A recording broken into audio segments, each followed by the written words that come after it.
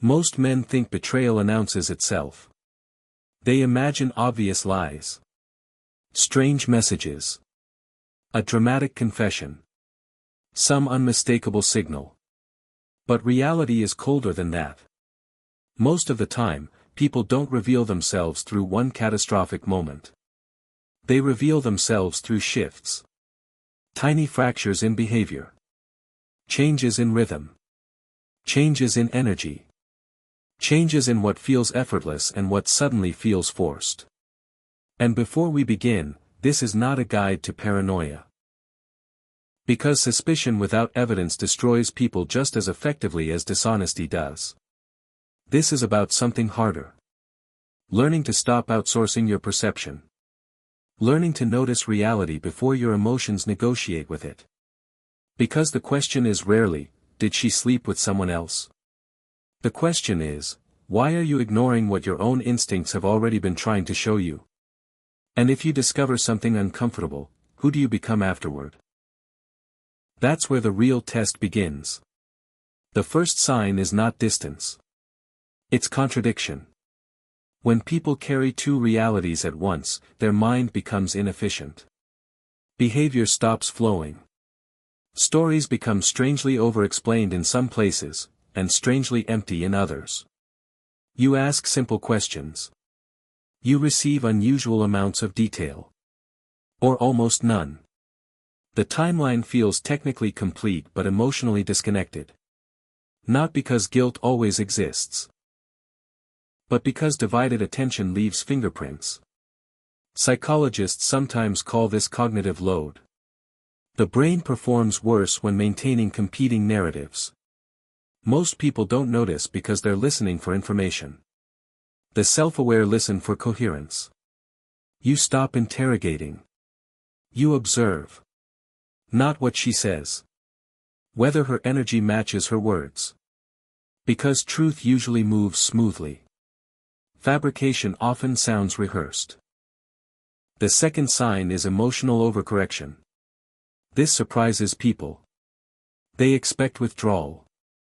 But sometimes the opposite happens. Suddenly she becomes unusually affectionate. More attentive. More validating. More physical. And your ego celebrates. You think things are improving. But sometimes affection isn't connection. Sometimes affection is compensation.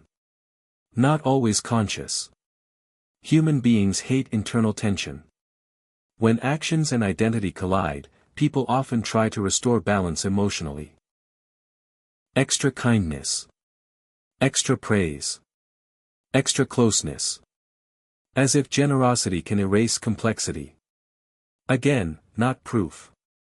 But a pattern worth understanding. Most people confuse intensity with intimacy. They are not the same thing. A wildfire burns hotter than a hearth. That doesn't mean it lasts. The third sign is the disappearance of natural friction. Real relationships contain friction. Disagreements. Preferences. Small negotiations. But when someone emotionally disconnects, something strange can happen. Conflict disappears. Not because harmony increased. Because investment decreased. Think about that. People fight over things they still care to protect. Indifference often arrives quietly. She stops challenging. Stops asking.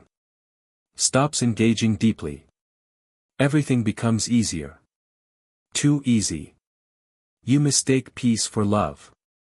But peace without presence is just silence. Attention. Attention is one of the most expensive currencies in existence. Where attention goes, identity follows. You begin noticing subtle absence. Not physical. Psychological. She's present but elsewhere. Responses become delayed. Conversations feel incomplete. Her eyes return slower than before. You speak and feel heard, but not received. People call this chemistry. But chemistry is often just sustained attention. When emotional energy relocates, the atmosphere changes before the facts do. Again, this doesn't mean another person exists. But it means something moved. And movement matters. The fifth sign is defensiveness without accusation. This is where people make mistakes. They become detectives. That never works. You don't force truth. You create conditions where truth doesn't need force. Sometimes when someone feels exposed internally, they react before being accused. Simple questions feel threatening. Normal curiosity becomes interpreted as control. And suddenly you're defending your right to notice. Pay attention. Healthy people explain. Threatened people escalate. Not every defensive reaction means deception. But repeated hostility toward ordinary communication reveals something. Maybe guilt. Maybe resentment. Maybe disconnection. Whatever it is, the answer isn't chasing. It's clarity. The sixth sign is the one nobody wants to hear. Your body noticed before your mind allowed it. You already feel different. You laugh less. You explain more. You ask for reassurance you never needed before. You monitor instead of trust. You become smaller. This is important. Sometimes people obsess over whether they're being betrayed because they're avoiding a harder truth. The relationship itself no longer feels safe. And safety is not blind trust. Safety is alignment. When words, actions, presence, and reality move together. You don't need certainty to acknowledge discomfort.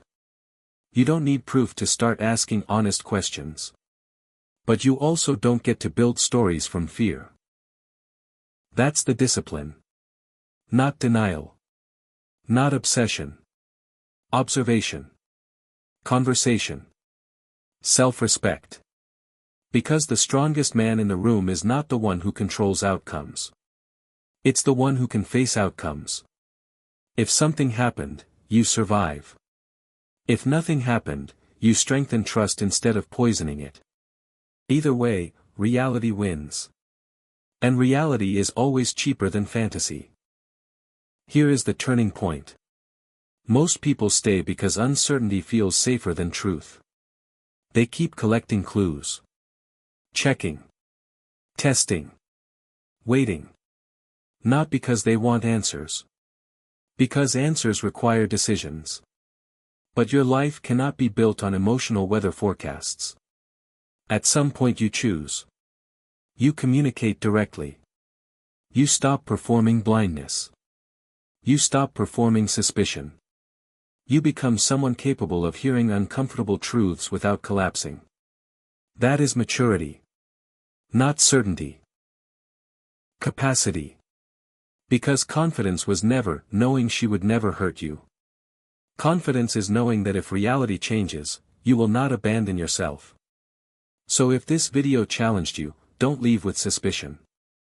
Leave with standards. Leave with sharper perception. Leave with the decision that your relationships will be built on honesty instead of fantasy.